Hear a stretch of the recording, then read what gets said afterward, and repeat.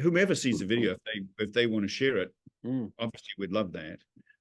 If someone's thinking of going to auction and wants to call us and have a chat, we'd love to talk with them. But even if they just realize the pitfalls, like those two, it's really kind of two common pitfalls. And the first one being is if you do decide to go to auction, don't peg your hopes on hitting a home run. Yeah. 3% of cars hit home runs. 97% of the cars don't hit a home don't hit a home run. And the secondary to that is when they give you an estimate, if they tell you your car is going to be between $100,000 and $125,000 or pounds, realize that 65% of the cars, when they tell you 100 to 125, 65% sell below the low estimate. 65%. So that's 2 out of 3 cars struggle to hit the low estimate. So when you hear a number from them, listen to the low estimate and just know that there's a 2/3 chance that your car will be at that or below. And then the other thing that you need to do is calculate out the buyer's premium, the seller's commission, and all of the expenses involved. So that you have a realistic, you want to go in, you can go to an auction, but you want to go in with your eyes open. Don't imagine that you're going to hit a home run, 3% do it, and make sure that you know what the expenses are going to be, because they're going to take around 20% of the money. And as long as you go in with your eyes open, and then once you've got their numbers, you can give us a call and we'll either sell it for you or we'll offer you money, in the moment. And 9 out of 10 times we're going to come in higher than what an auction house can put in your pocket. And it's been proven again and again. Right. And be it an expensive car, which is worth millions, or be it, a car that's worth, $50,000 or $70,000, we can predominantly come in stronger than an auction house. It's not our fault that we get tripped up. I mean, I don't even know that the system is set to trip us up or anything, but a classic example, and this we bump into just on a regular basis, every week in and week out, we come up against this. There's a lady who went to a very good auction house, and one of the best, and she said, well, what do you think my Ferrari will bring? And they gave her a price, so an estimate. The estimate was $550,000 to $650,000. About the same time, I visited her and I made her an offer, and it was a Ferrari Daytona.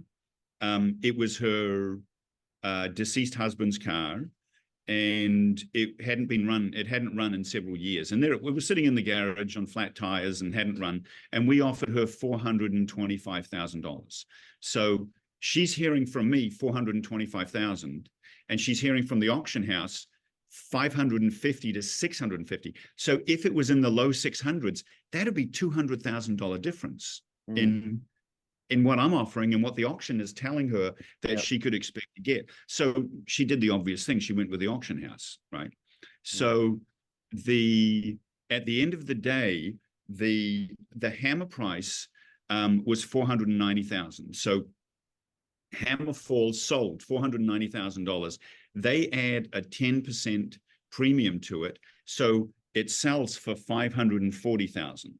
Didn't hit the $550,000 to $650,000, but got close, $540,000. By the time she finished, she had to get the car running. They got the 10% buyer's premium. They will have charged her somewhere between 8 and 12%. So if we just hit the middle and say 10%, by the time she shipped the car, paid insurance, cataloging, photography, she ended up getting about $530,000, around $430,000. So that the final price is $540,000. She ends up getting $430,000. We had offered her 2 months earlier $425,000, and you can guarantee when she got the letter with the check and the statement, they open it and it's surprising. The fee structure is known, but they don't seem to add it up in their head. By the time they get to the end of it, now she did well because she managed to get a little bit more than we had offered.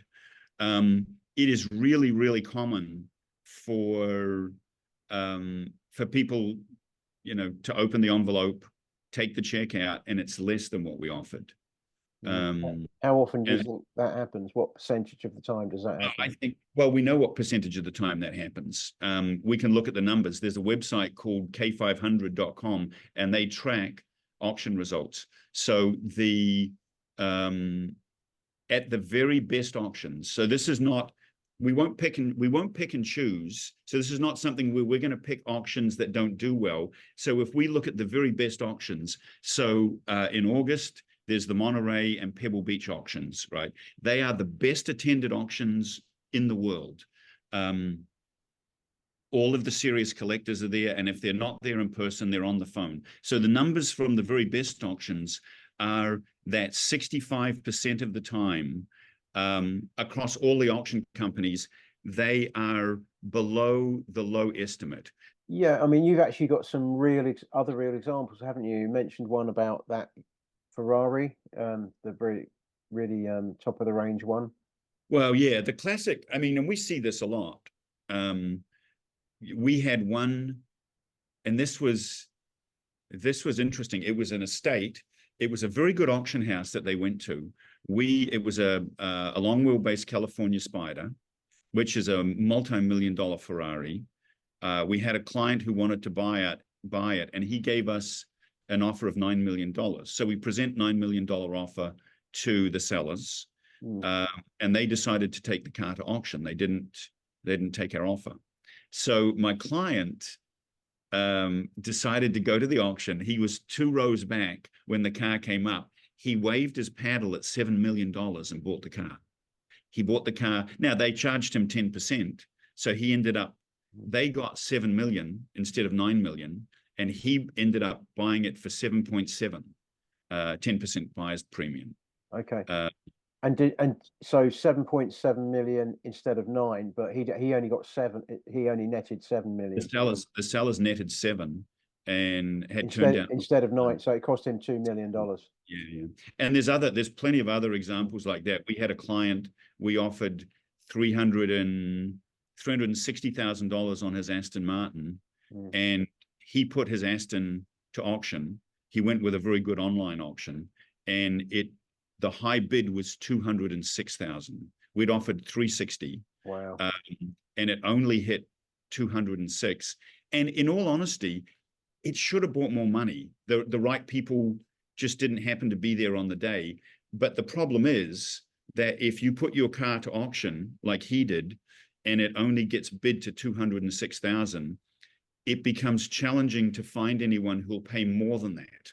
Yeah, because once it's labeled, yes. Yeah. That's right. And so it gets this label of, well, that must be the price of the car. The market has spoken. So it must only be worth 206. And so what happens is you end up getting people repeatedly who say to you, well, I'll pay you 210, and so it will take several years until that car is unstigmatized. It will take a while before the market moves on, and enough time has lapsed before that car.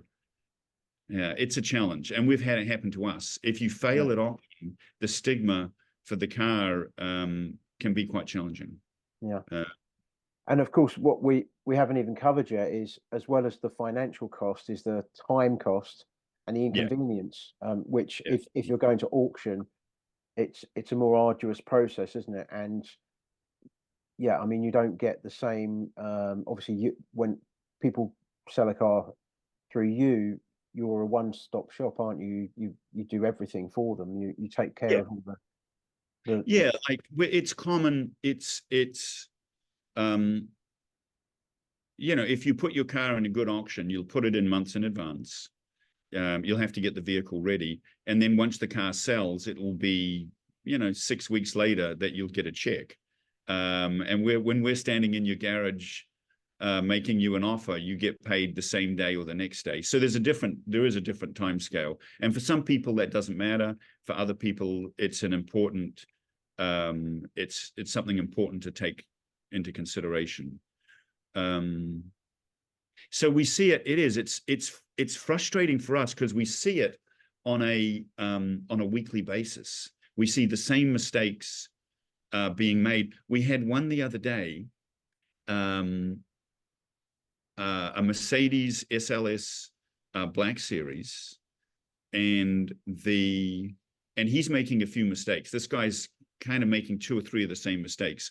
He would like to sell his car. The market on his vehicle is about somewhere in the mid to upper 600s, right? So his car should bring about $670,000, $680,000. Now, 2 months ago, a month ago, there was a similar car that sold at auction for $770,000. So, and it was a yellow SLS Black Series. It sold for 770. So this seller, and that's the most expensive one that sold at auction, and he has now pegged his hopes on hitting $770,000. All the rest of the ones that are for sale are in the 600s. So he's ignoring those, and he's pegged his hopes on this high price. He's not aware that, and I explained this to him, and he seemed surprised, but he still wouldn't sell us the car. So the seller of that vehicle didn't get 770,000. Because it was a hammer price of 700 plus 10%, right? So the hammer price was 700. Seller didn't get 700 because the auction house would charge them 8 to 12%, right? So let's just use 10 in the middle.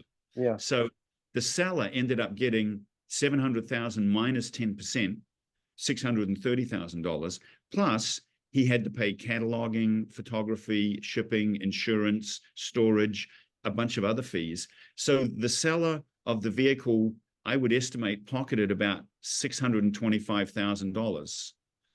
And the challenge is, I came in and offered him 650.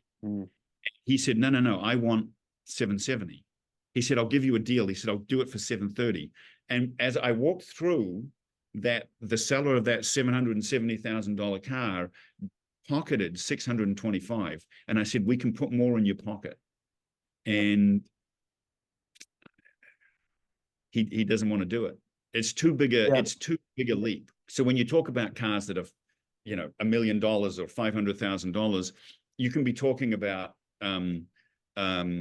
commissions that are hundreds of thousands of dollars. On a $500,000 sale, an auction house will take 100 of that. But even when you look at lesser cars, we had one. There's one that I saw sell. It was a BMW Z8, silver car with black interior, which is the most common color scheme, and it sold for $235,000. That vehicle, we would have offered, at that time, it's a couple of years ago, we would have been offering 190 to 200,000. They went to auction. It closed all in at 235. The commissions and expenses would have been around $46,000 on that. Wow. So the owner of that vehicle, when they opened the statement and looked at the check, there would have been about $190,000 check. And so as I say, our offer, the auctions can often bring more money than what a dealer can get for it. That's not uncommon, but it's just that extra money that they get, they put in their pocket. They don't put in the seller's pocket. So we would have offered him around 200, and after going to auction and the car selling for 235, he would have pocketed a little less than 190. And that's just a reoccurring thing.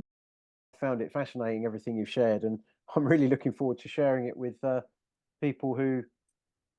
the people I know that buy and sell classic cars. I think they'll find this video really, really useful. So thanks. Yeah. Thanks very much. Oh, you're welcome, Alistair. You're welcome. So if you've enjoyed this video, please let us know and comment below. And also, if you would, please like, subscribe, and share. Thank you.